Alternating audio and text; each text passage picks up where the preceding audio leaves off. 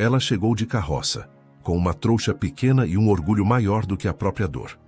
E a reação de Raimundo Ferro, o fazendeiro mais solitário do sertão do Piauí, mudou para sempre a vida dos dois. Você já imaginou ser entregue como pagamento de dívida, como se fosse uma cabeça de gado ou um saco de farinha, por alguém que deveria te proteger? É assim que começa a história que marcou São Bento do Carrasco no ano de 1907, quando o sertão do Piauí ainda era um lugar onde dívida se pagava com honra alheia e viúva pobre não valia nem as lágrimas que chorava. A cena era de cortar o coração. Uma mulher jovem, de vestido de chita surrado, descendo de uma carroça velha com os olhos secos de quem já havia chorado tudo que tinha, diante de um homem que havia desistido de sentir qualquer coisa há muito tempo. Quando os dois se encararam naquela tarde vermelha, nenhum sabia que o destino estava costurando um laço tão forte que nem a malícia do coronel mais poderoso da região conseguiria desfazer. E meu amigo, minha amiga, o que aconteceu no final dessa história deixou toda São Bento do Carrasco de boca aberta. Uma reviravolta que ninguém imaginou, escondida numa gaveta de cartório, guardada por um homem de bem, que esperou o momento certo para mudar o rumo de dois destinos que o mundo insistia em quebrar. Fique comigo, porque você vai entender por que aquela tarde de sol a pino no sertão piauiense mudou para sempre tudo o que se pensava sobre dívida, dignidade e amor. Prepare o coração. Romance, dor, injustiça, superação e um desfecho tão cheio de emoção que vai apertar o peito estão só começando. Agora me diga de que cidade você está assistindo essa história. E já se inscreva no canal, porque histórias como essa você só encontra aqui. O sol se deitava atrás das colinas ressecadas do sertão do Piauí, espalhando aquela luz alaranjada e pesada que o sertanejo conhece bem. Aqui não aquece nem consola, só ilumina o quanto a terra está seca e o quanto o caminho ainda é longo. As cigarras cantavam alto naquela tarde de 1907, como se quisessem lembrar a todos que o calor era delas também. E o vento que subia da caatinga carregava cheiro de mandacaru e poeira vermelha, o perfume áspero de quem passou a vida inteira aprendendo a sobreviver sem água. Raimundo Ferro tinha 31 anos e já carregava mais peso nos ombros do que a maioria dos homens carregaria em vida inteira. Alto, de estrutura larga que enganava quem o via de longe, fazendo pensar que era um homem de tronco e força fácil. Mas de perto se percebia o detalhe que os anos de solidão colocaram nele. Os ombros curvados, não de cansaço de trabalho, mas do tipo de curvatura que a vida impõe quando ela vai tirando, aos poucos, tudo o que a gente tinha razão de ficar de pé. As mãos eram calejadas, largas, com marcas de cerca e enxada que nunca desapareciam nem no frio da madrugada. O rosto tinha a linha dura de quem passou anos falando pouco e ouvindo menos ainda, com olhos fundos, escuros, do tipo que parece sempre estar olhando para além do que está à frente, como se procurassem alguma coisa que não estava mais ali. Em São Bento do Carrasco, chamavam-no de Ferro Velho. O apelido tinha 2 tamanhos.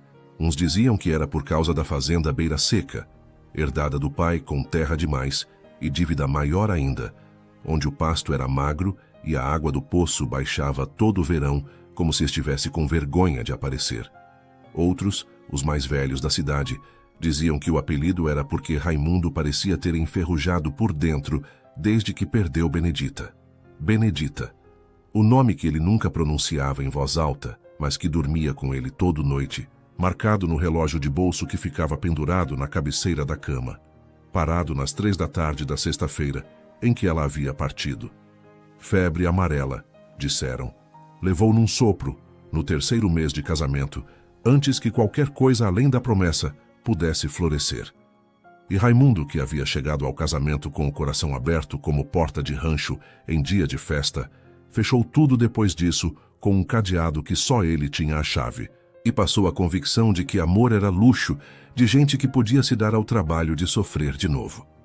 A fazenda Beira Seca não era grande, mas era honesta. 42 hectares de terra que seu pai havia recebido do avô, com casa de taipa rebocada, galpão de madeira, curral de mourão bem finquido e um pé de ipê na entrada que florescia em amarelo todo o mês de agosto, como se não soubesse que o dono não tinha mais humor para a flor. Raimundo vivia com 3 peões e uma cozinheira idosa chamada Dona Cota, que cozinhava feijão e fazia café forte como poção, e que era a única pessoa no mundo com quem ele trocava mais de 10 palavras por dia. Os outros o respeitavam, mas mantinham distância. Era um patrão justo, o ferro velho. Pagava em dia e não descontava no salário de ninguém quando a seca apertava. Mas havia algo nele que afastava a conversa fácil, uma parede invisível, firme como a cerca de arame que cercava a propriedade, que dizia sem dizer: entre até aqui e não passe desta linha. Era com o cavalo Juão que Raimundo se entendia melhor. Chestnut chamava o bicho, nome de fazendeiro que havia lido um livro em inglês e guardou a palavra sem entender bem o que significava. Conversava com o animal de manhã cedo, quando arreava para a vistoria do pasto, e à tarde, quando voltava e desenreava com calma, como quem respeita quem trabalhou junto.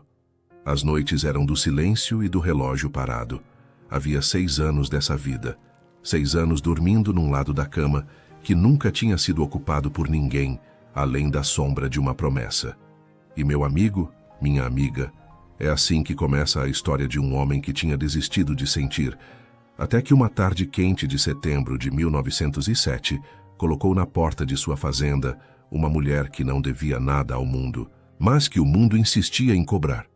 Foi o coronel Agenor Lustosa quem apareceu na porteira da beira seca naquela tarde de sol a pino, gordo como sempre, com o bigode espesso e os olhos pequenos de quem passou a vida inteira contando o centavo alheio. Ele veio a cavalo sozinho, o que já era sinal de que vinha com proposta, porque o coronel Lustosa nunca ia a lugar nenhum sozinho quando vinha brigar ou ameaçar, só quando vinha fazer negócio. Raimundo estava no galpão consertando um arreio quando ouviu o barulho das ferraduras no chão de terra, enxugou as mãos no pano velho e foi até a porteira com a calma de quem não deve nada e não espera nada. Ferro, disse o coronel sem descer do cavalo, o que era sinal de que não pretendia ficar muito. Tenho um negócio para te propor, uma coisa que resolve 2 problemas de uma vez, o meu e o seu. Raimundo cruzou os braços, não respondeu. O coronel era daqueles homens que precisavam de plateia para continuar, e Raimundo havia aprendido faz tempo que silêncio é a melhor resposta para quem quer te vender algo que você não pediu. O coronel explicou devagar, como quem está fazendo um favor muito grande. Marcelina Souza Ferro era viúva de Maneco Ferro, que havia morrido de cobra 6 meses atrás, deixando a mulher e a sogra inválida numa casinha de 2 quartos na beira da rua do mercado, com aluguel atrasado de 4 meses. A dívida era com ele, Coronel Lustosa, que era o senhorio de meia cidade. A proposta era esta: Marcelina iria trabalhar na fazenda Beira Seca, cozinhando e lavando para Raimundo, e o coronel descontaria o aluguel mensalmente até zerar o débito. Todo mundo sai ganhando, concluiu o coronel, com um sorriso de quem sabe que a outra parte não tem muita saída.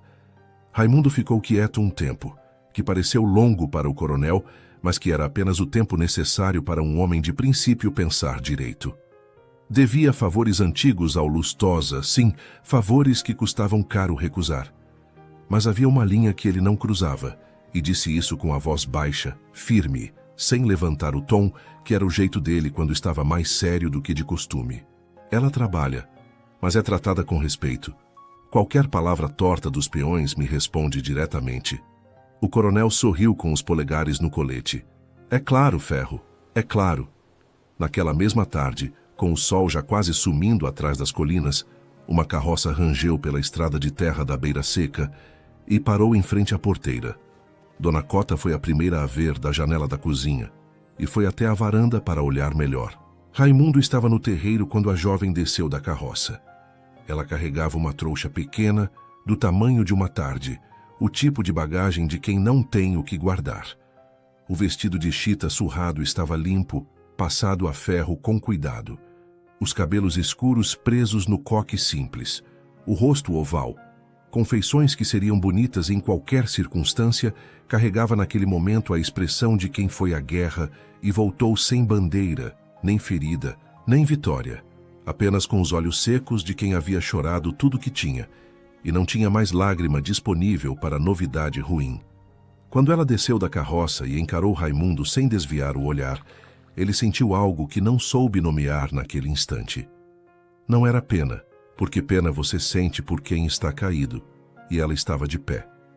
Não era desejo, porque desejo é quente, e o que ele sentiu foi mais parecido com reconhecimento. Como quando você olha para alguém e pensa sem palavras, este aqui também aprendeu a ficar em pé sozinho. E isso cria um tipo de respeito que não precisa de apresentação. Meu nome é Marcelina, ela disse, com a voz direta, sem tremor.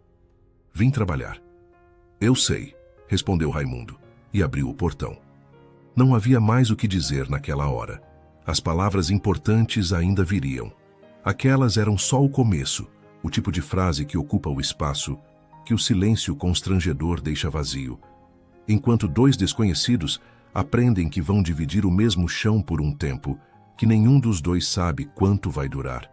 E naquele momento, sem que nenhum dos dois percebesse, o destino começava a costurar um laço que nem a crueldade do coronel Lustosa, nem a malícia da cidade, nem a própria dor dos dois conseguiria desfazer. A primeira noite na fazenda à beira seca foi estranha para os dois, mas estranha de jeitos diferentes. Para Marcelina, foi a noite de aprender o tamanho do silêncio de um lugar que não era o seu. O barulho diferente da madeira da casa estralando com o vento, o mugido distante do gado que ela não conhecia. O cheiro de terra e couro que não era o cheiro de casa. Dona Cota lhe mostrou o quartinho nos fundos, pequeno mas limpo, com uma cama de solteiro e uma janela que abria para o quintal. Água tem no pote ali. Toalha limpa está na prateleira.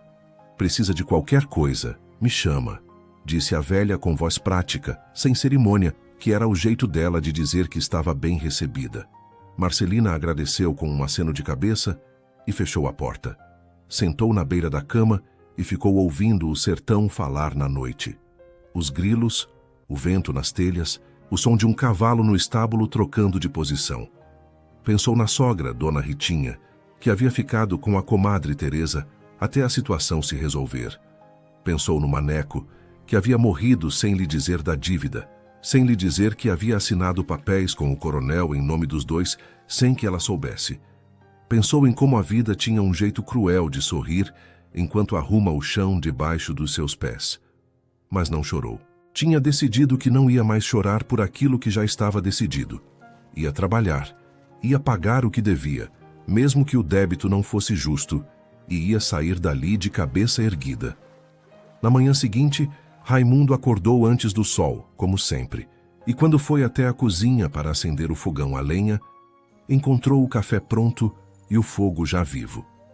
Marcelina estava de costas, mexendo a panela com a colher de pau, e o cheiro de café forte subia pela janela aberta com uma força que era diferente do café de Dona Cota, mais encorpado, com um cheiro que Raimundo não sabia nomear, mas que lembrava alguma coisa boa de um tempo que ele havia fechado a gaveta. Ela se virou quando ouviu os passos dele.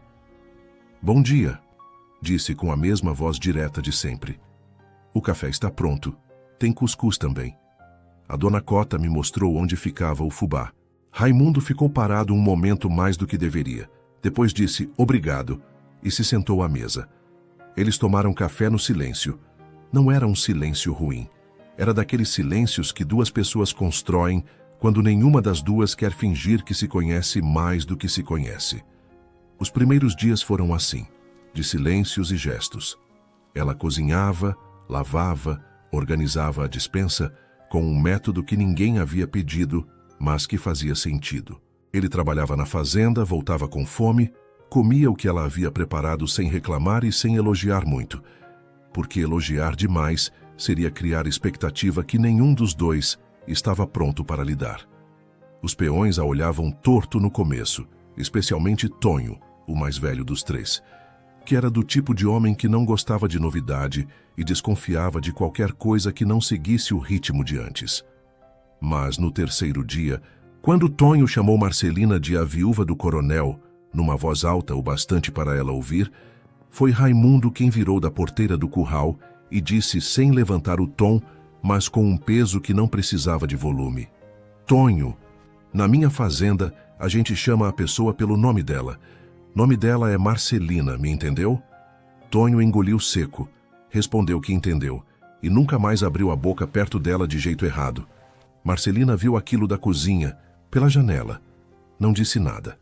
Mas quando Raimundo entrou para o almoço, colocou na frente dele um prato com um pedaço de carne a mais, que era o jeito que ela sabia de dizer obrigada, sem precisar das palavras que ainda estavam difíceis de sair. Foi na quinta tarde, quando o sol já baixava e o vento do sertão começava a ter aquele frescor enganoso que convida a sentar na varanda, que os dois ficaram no alpendre ao mesmo tempo pela primeira vez. Ele estava consertando um arreio com linha encerada, os dedos grossos movendo a agulha com uma delicadeza que parecia não combinar com as mãos que tinham aquela calma e aquela firmeza. Ela estava remendando a bainha de uma saia, com a cabeça baixa e a agulha entrando e saindo do tecido num ritmo constante. O vento quente passava entre os dois como testemunha discreta. Nenhum dos dois disse nada por um tempo longo. Depois, ele perguntou, sem tirar os olhos do arreio: Como está se acostumando? Ela ergueu o olhar por um segundo. Está bom, respondeu. Já vi coisa pior. Havia algo nessa resposta que não era reclamação nem conformismo, era apenas verdade. E verdade dita de um jeito direto tem um peso que vale muito mais do que discurso longo. Aos poucos, as tardes de alpendre foram virando hábito. Nenhum dos dois marcou. Acontecia, e cada tarde foi sendo preenchida com um pouco mais de palavras do que a anterior, como quem vai abrindo uma torneira enferrujada, devagar, para não forçar demais e quebrar a rosca. Foi numa dessas tardes que ela contou, sem melodrama, sem preparar o assunto, como se as palavras simplesmente tivessem decidido que era hora de sair. Eu não devia nada a esse homem, disse Marcelina, que Raimundo entendeu que estava falando do coronel sem precisar dizer o nome. O maneco fez acordo sem me dizer, assinou por mim em 2 contratos, disse que era parceria de terra. A terra nunca existiu. O acordo era real. Ela abaixou os olhos para o bordado nas mãos e continuou com a voz do mesmo jeito, firme, mas com um fio mais fino do que o normal.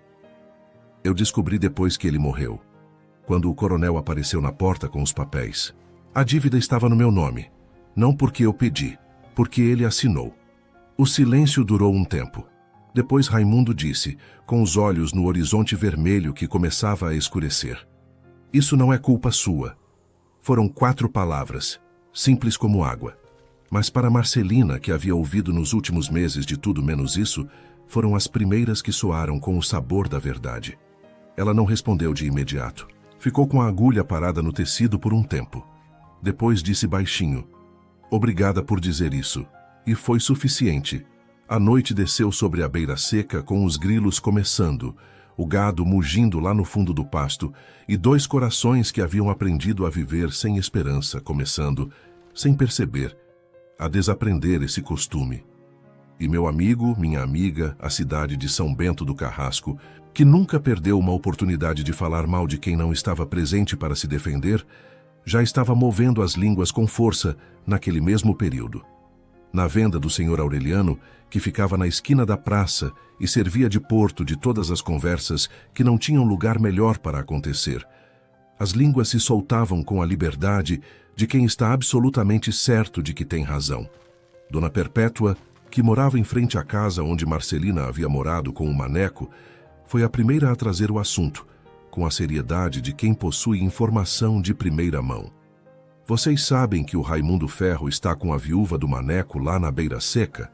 Disse ela, entre um punhado de sal e outro. Dizem que o coronel mandou ela para lá como pagamento de dívida, mas moça morando em rancho de homem solteiro, como é que fica? O senhor Aureliano balançou a cabeça de um lado para o outro, sem dizer se concordava ou discordava, que era o jeito dele de manter o movimento na venda. Do outro lado do balcão, 2 homens mais novos cochichavam, e a história que saía da boca deles já havia crescido pelo caminho. Como toda a história de São Bento do Carrasco crescia. Padre Onofre, que era homem de Deus, mas também era homem de São Bento, Perguntou em voz alta na saída da missa de domingo, diante de pelo menos 30 pessoas, se era decente uma viúva viver no rancho de um homem solteiro, por mais pobre que fosse o rancho. A pergunta não esperava resposta.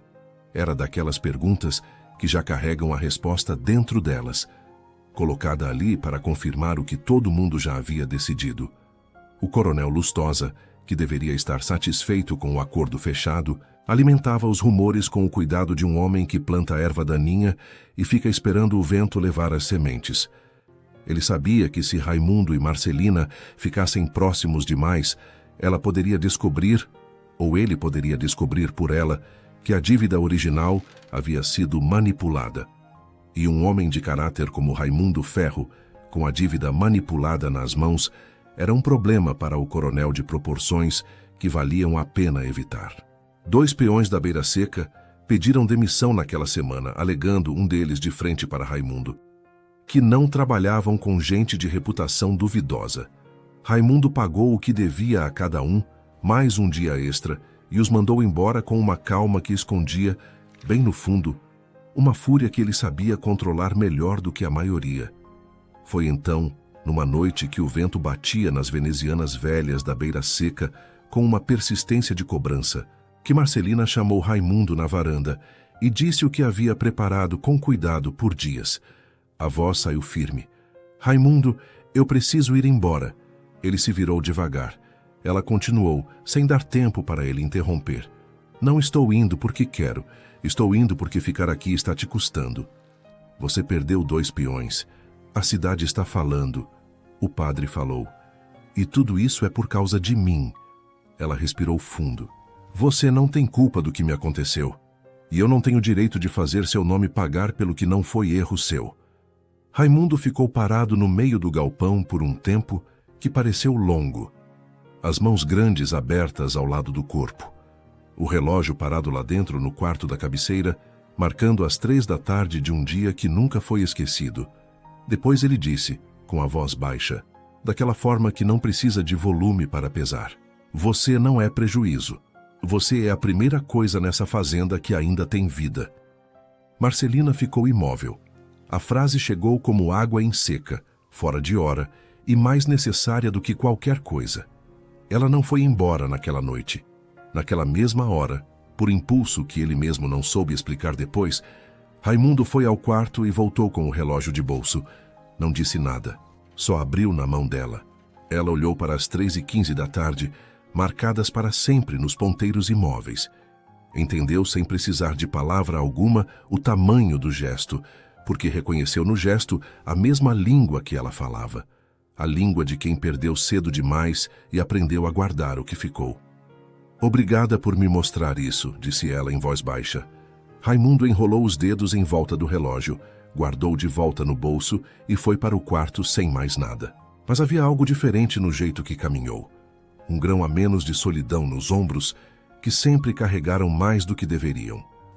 Os dias que se seguiram à noite do relógio foram diferentes. Não de um jeito grandioso, não com declarações ou mudanças visíveis que qualquer um de fora pudesse apontar.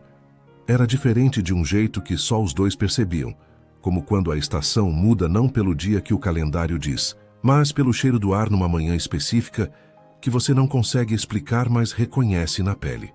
Raimundo começou a fazer pequenas coisas que antes não fazia.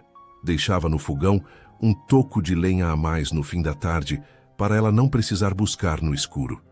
Trouxe da cidade, numa ida de suprimentos, um pote de erva doce que ela havia mencionado de passagem, sem pedir, só comentado que o café com erva doce lembrava a casa da mãe. Ela encontrou o pote na prateleira da cozinha numa manhã de terça, sem nenhum bilhete ou explicação, e ficou com a mão em volta do pote por um tempo antes de guardar, como quem segura uma coisa que não esperava receber. Ela, por sua vez, começou a sentar no alpendre um pouco mais cedo do que o necessário à tarde, sem que isso precisasse ter justificativa além do que era. Começou a perguntar sobre a fazenda com interesse verdadeiro. Como estava o pasto? Como era o sistema de rotação de gado que ele usava? Por que o poço baixava todo verão com aquela regularidade? Raimundo, que nunca havia tido com quem conversar sobre a fazenda, além de peões que ouviam por obrigação, Descobriu que explicar as coisas para alguém que faz perguntas de verdade tem um prazer que ele havia esquecido que existia. Numa tarde de outubro, quando o sol ainda estava alto e o calor castigava, mas o trabalho não podia esperar, Raimundo estava consertando o arame da cerca do pasto sul quando uma das pontas presas na moirão soltou de repente e rasgou o braço. Não era grave, mas sangrava bastante. Ele amarrou o pano sujo que tinha no bolso por cima e continuou trabalhando, porque era o tipo de coisa que um homem sozinho aprende a ignorar. Quando voltou para casa ao entardecer, ela viu o pano quando ele foi lavar o rosto no tanque. Sem pedir licença, foi buscar a caixa com as coisas de curativo que Dona Cota guardava na despensa e voltou com água morna e pano limpo. "Deixa eu ver esse corte", disse com voz calma. Nem ordem, nem pedido. Apenas aquele jeito prático de quem sabe o que está fazendo e não vê razão para perguntar permissão para o óbvio. Raimundo hesitou, não acostumado a ser cuidado. Era da espécie de homem que aprende a cuidar dos outros e esquece que pode precisar do reverso. Mas deixou. Quando os dedos dela tocaram o braço dele, limpando o corte com cuidado preciso, algo dentro dele se moveu com uma força quieta, como quando você ouve um som que reconhece, mas não lembra mais de onde vem. Não era só gratidão. Era algo mais profundo, assustador, mas bom. "Tem que amarrar direito", ela disse, sem olhar para ele, concentrada no curativo. "Se não fechar bem, a poeira entra." "Já vi pior", respondeu ele, mas não tirou o braço. Ela deu um nó firme e limpo no atadilho e só então levantou os olhos para os dele. Ficaram assim por um segundo mais do que casual, os dois sabendo que aquilo era mais do que curativo. Nenhum dos dois com vontade de ser o primeiro a recuar ou o primeiro a avançar. Foi Dona Cota quem quebrou o momento, chegando da cozinha com o pote de feijão, pedindo se Marcelina queria cebola no tempero. Os dois se afastaram com a naturalidade forçada de quem está aprendendo a desviar do que ainda não tem nome. A cidade, porém, não estava dormindo. O coronel Lustosa havia convocado uma reunião informal na sua varanda com o padre Onofre, o senhor Aureliano da Venda e 2 fazendeiros vizinhos, para conversar sobre o que ele chamou de situação delicada envolvendo a honra da região. Nessa reunião, que durou toda uma tarde de quinta com muito café e muito cálculo, o coronel plantou a ideia de que Marcelina estava aproveitando da boa vontade de Raimundo para enganar um homem simples e sozinho, e que alguém de bom senso deveria intervir antes que fosse tarde. O padre Onofre concordou com a sobrancelha franzida. Os outros ouviram, e a ideia, plantada com cuidado num terreno bem preparado pela fofoca das semanas anteriores, começou a crescer. Numa tarde de quarta-feira, enquanto Raimundo estava no pasto e Marcelina varria o terreiro, apareceu na porteira da beira seca um homem que ela reconheceu imediatamente. Era Clóvis, primo do coronel Lustosa, homem de uns 40 anos que tinha o jeito preguiçoso de quem delega o trabalho sujo, mas nunca está longe quando ele acontece. "Vim só ver como a sobrinha do coronel está se saindo", disse Clóvis, o sorriso largo e falso, como uma nota boa imitada. "Sobrinha?", respondeu Marcelina, firme, sem tirar a vassoura da mão. "Eu não sou sobrinha de ninguém aqui. Estou trabalhando.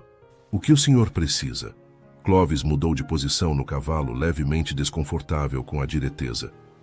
"O coronel só queria saber se você está bem tratada, se o ferro te respeita como deve." "Estou bem e sou respeitada", disse ela com os olhos nos olhos dele. "Pode levar essa notícia com você."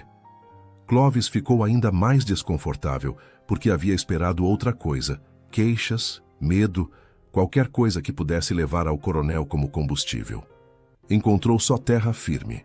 Quando Raimundo chegou da vistoria e viu o cavalo de Clóvis na porteira, foi chegando com a calma calculada de quem já avaliou a situação a 200 metros de distância. "Clóvis, tem algum problema com a minha propriedade?", perguntou, parando ao lado de Marcelina. "Nenhum", respondeu Clóvis, já puxando as rédeas para ir embora. "Só uma visita. Próxima visita você avisa antes", disse Raimundo, com a voz que não precisa de ameaça para soar como uma. Clóvis foi embora, levantando poeira vermelha no caminho. "Fique comigo, porque é agora que a história começa a mostrar suas garras. Na semana seguinte, 2 fatos aconteceram quase ao mesmo tempo, o que às vezes o sertão faz. Precipita tudo de uma vez, como quando a chuva finalmente chega depois de anos esperando. O primeiro foi que Dona Ritinha, a sogra de Marcelina, adoeceu de verdade dessa vez, febre alta que a comadre Teresa não sabia tratar, e Marcelina precisou ir à cidade passar uma tarde cuidando dela. O segundo foi que Raimundo, resolvendo uma questão de compra de gado com um criador de outro município, precisou passar 2 dias fora da fazenda pela primeira vez em meses. Esses 2 dias foram o tempo que o coronel Lustosa precisava. Quando Raimundo voltou, Dona Cota lhe contou com a voz baixa e preocupada que o coronel havia aparecido na fazenda durante a ausência dele, conversando com os peões, que era uma maneira educada de dizer que estava farejando, procurando alguma coisa que pudesse usar.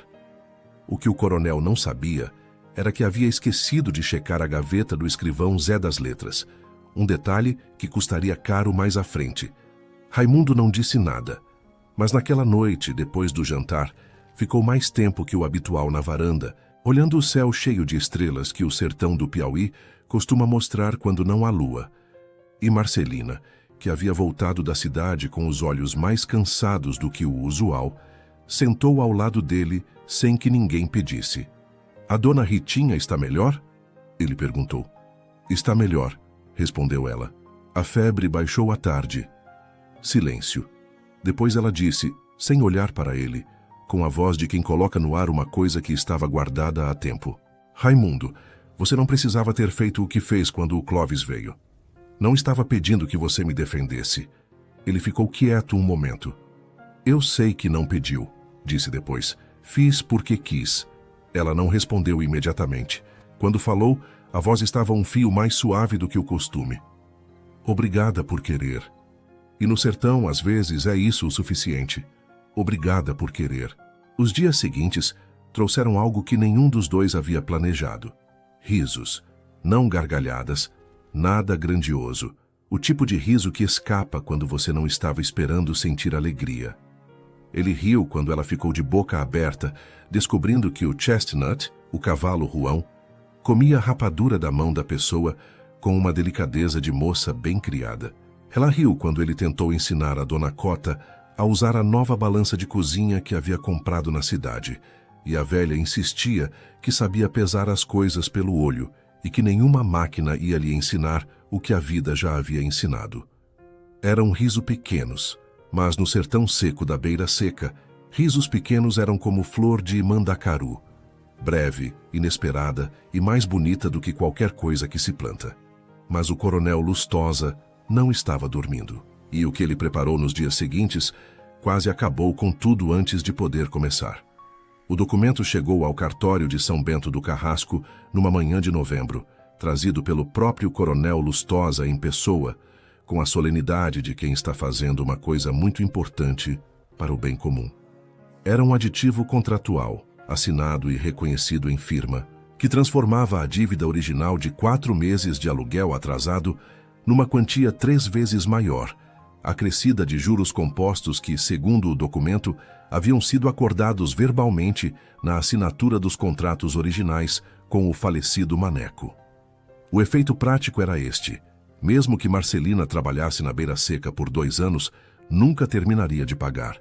Era escravidão com papel passado. Raimundo soube antes de Marcelina, porque o escrivão Zé das Letras, que era homem de poucas palavras, mas de consciência calibrada, mandou recado pela mão do filho mais novo, um menino de 10 anos que chegou na fazenda no começo da tarde com um bilhete dobrado que dizia apenas: "Precisa vir ao cartório. Hoje. Urgente. Zé." Raimundo não perguntou 2 vezes. Selou o Chestnut e foi. Quando chegou ao cartório, encontrou Marcelina já lá, porque o coronel havia mandado aviso para ela também, com a crueldade calculada de quem quer que a humilhação seja testemunhada. Ela estava parada diante do balcão, o papel na mão, o rosto branco como cera, não de medo, mas do tipo de brancura que vem quando a raiva é tão grande e tão justa que esvazia todo o resto. O coronel Lustosa estava encostado na parede do fundo, com os polegares no colete, e o sorriso que Raimundo havia aprendido a odiar de longe. Ah, o ferro. Bom que veio. Faz testemunha da situação, disse o coronel com a voz alegre de quem está ganhando. Raimundo chegou até Marcelina, olhou o documento por sobre o ombro dela, leu com a calma calculada de quem está guardando a raiva para o momento certo. Depois virou para o escrivão. Zé, você trouxe eu aqui por quê?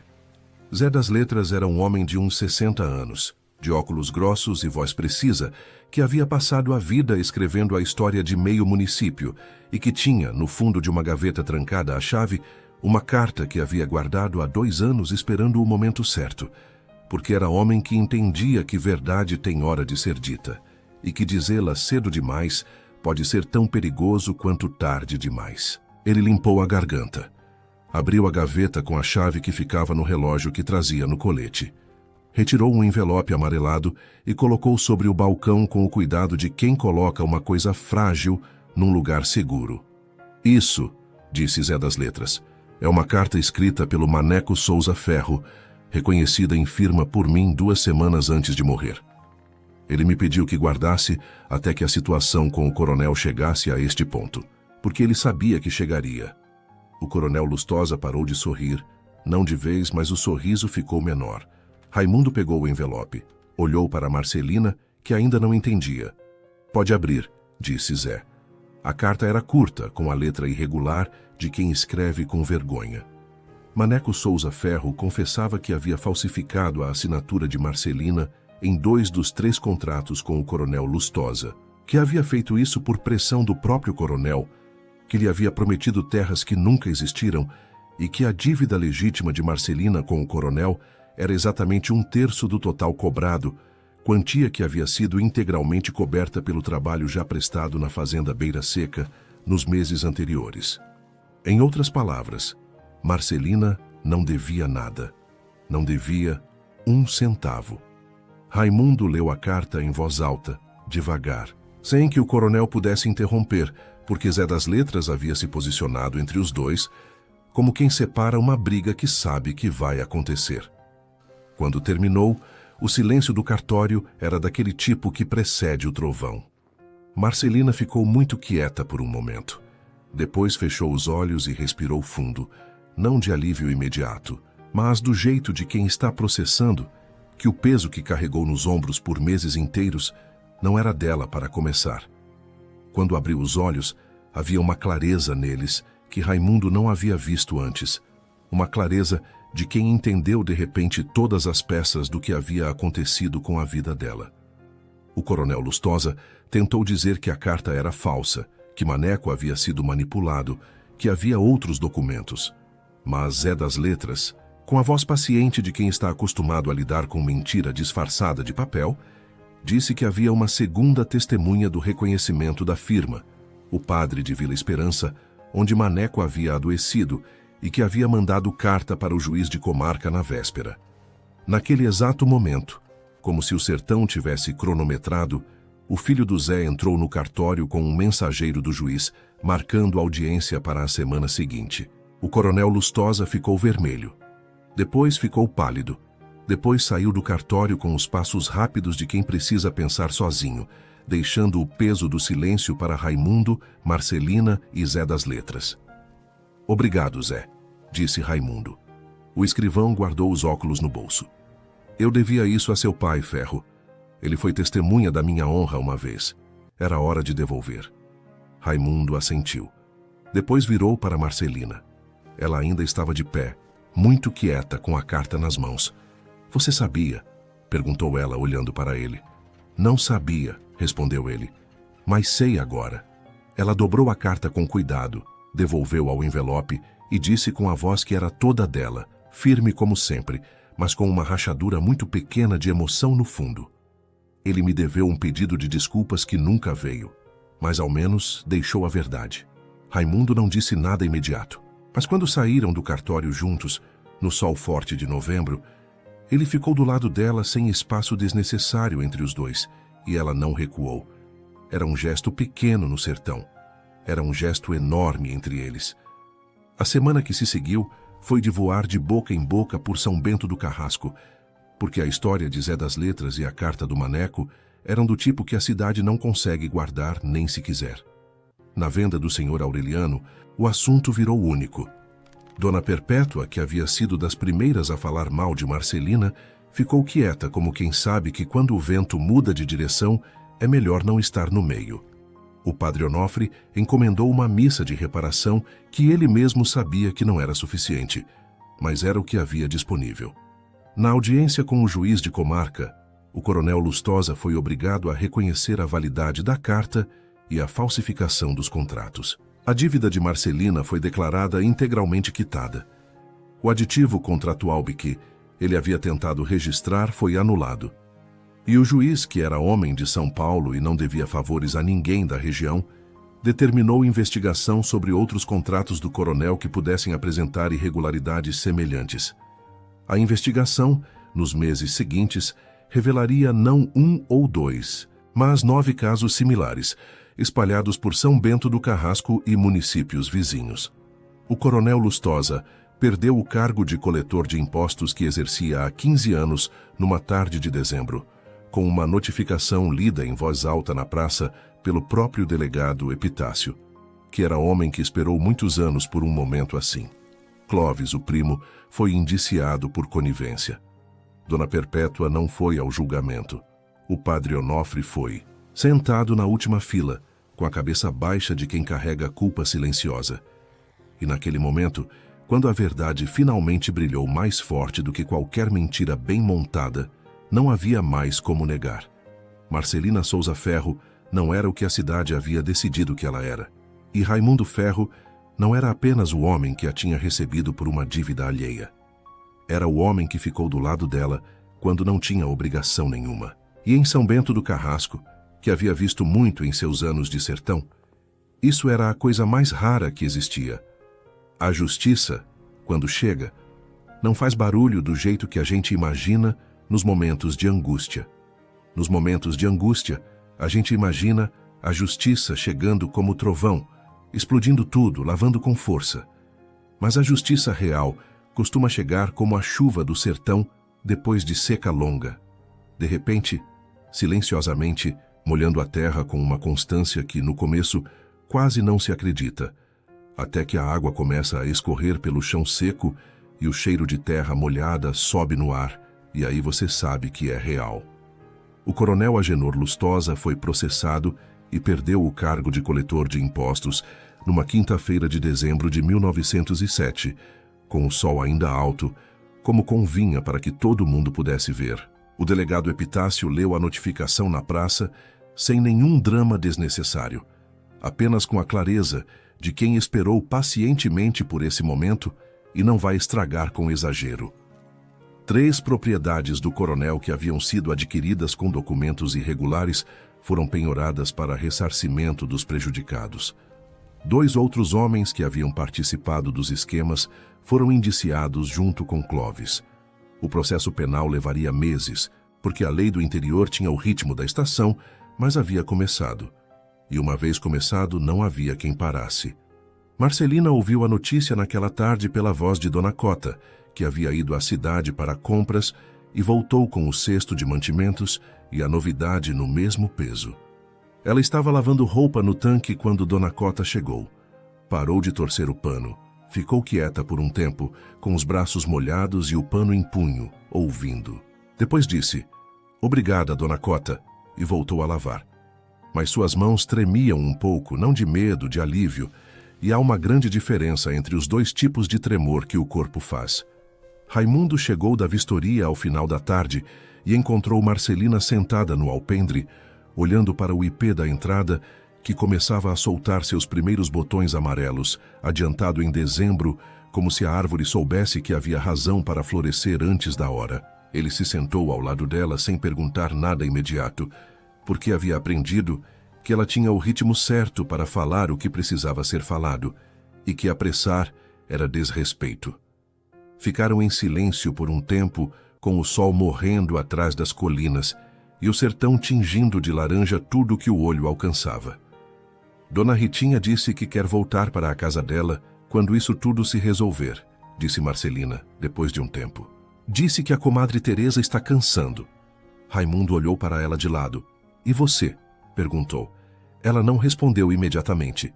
Olhou para o IP por mais um tempo. Eu não sei onde está a casa dela, a minha casa agora, disse com voz pensativa, nem triste nem alegre, mas verdadeira. Aprendi a chamar esse lugar de casa nesses meses, mas sei que não sou daqui por papel nenhum, sou daqui por... Ela hesitou, procurando a palavra certa. Por outras razões. Raimundo se virou para ela de vez. A luz do fim do dia colocava nele uma luz dourada, que tornava o rosto mais suave do que o habitual.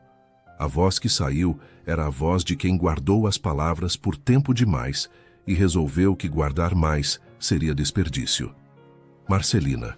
Ela ergueu o olhar. Eu quero te dizer uma coisa que não sei se estou dizendo certo, porque não tenho prática em dizer. Mas, se não dizer agora, não sei quando teria coragem de novo. Ela ficou muito quieta, com os olhos nele sem interromper. Ele respirou fundo, as mãos grandes pousadas nos joelhos, os olhos fundos e diretos como sempre tinham sido, mas com uma abertura neles que ela não havia visto antes. Desde que você chegou aqui, eu voltei a sentir que o dia tem alguma razão para terminar. Não é só o trabalho, é chegar e saber que você está. É o café da manhã, é a tarde no alpendre, é o jeito que você fala das coisas como se elas importassem de verdade.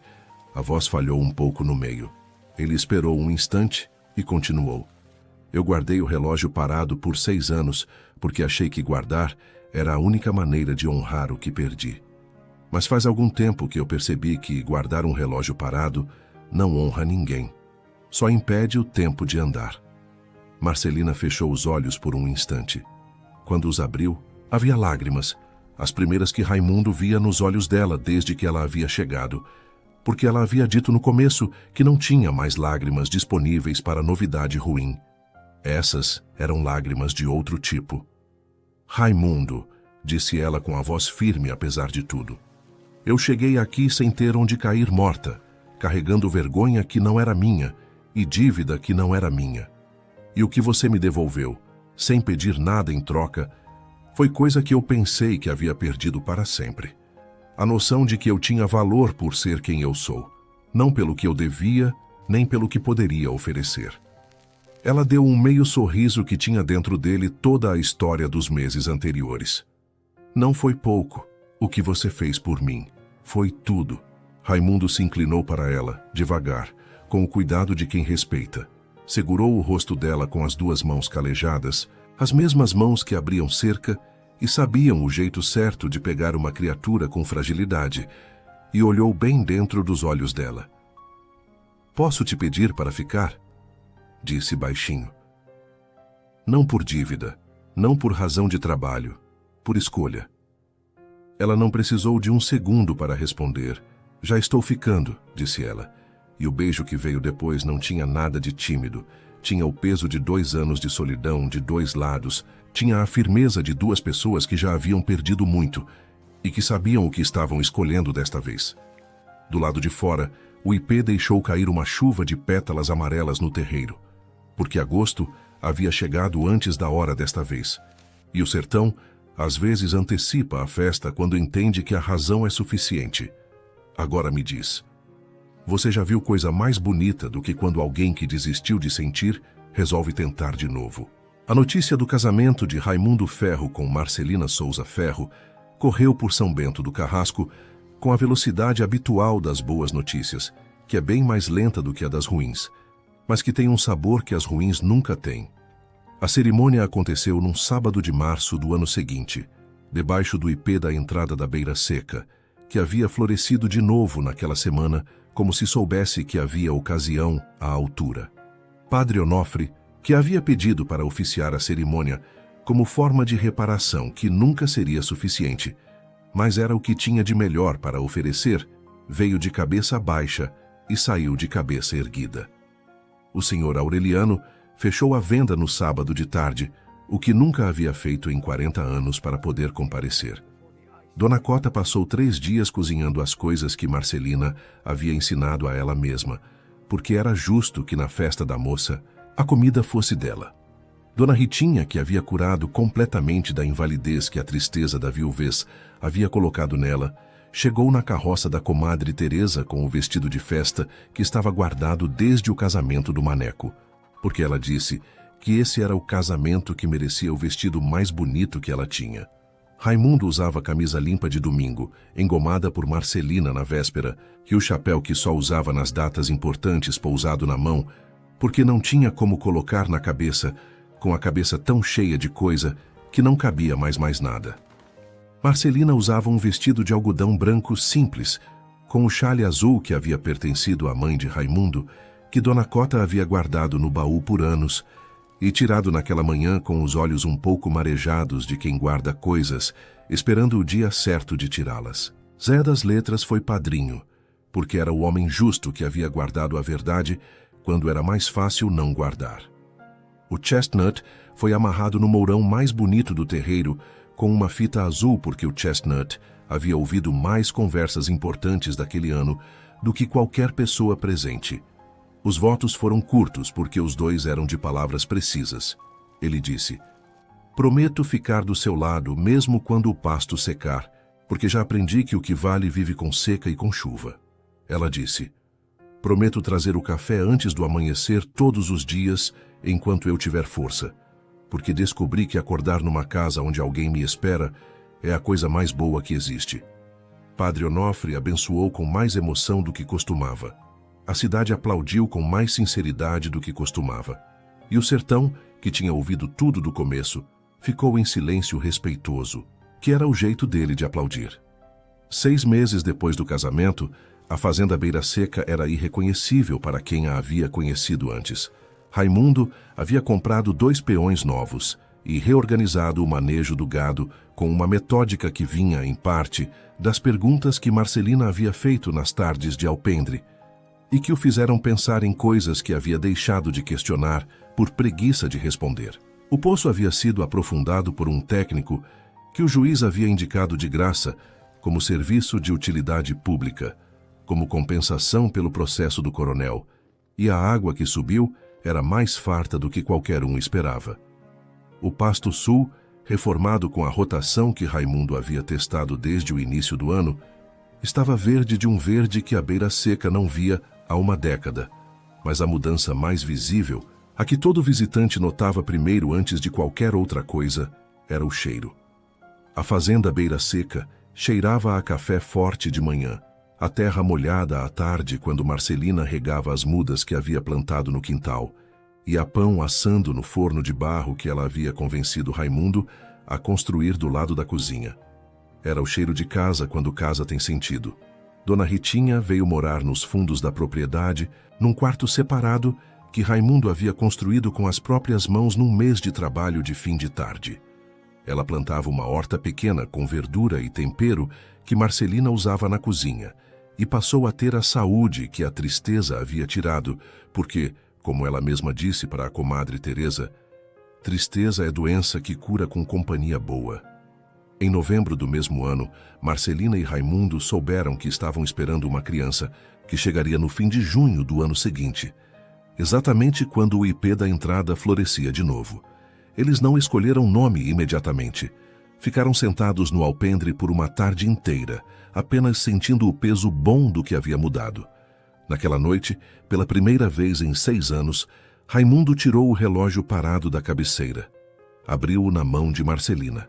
Ela olhou para os ponteiros imóveis e para a foto de Benedita, que Raimundo havia colocado dentro quando casou com ela pela primeira vez.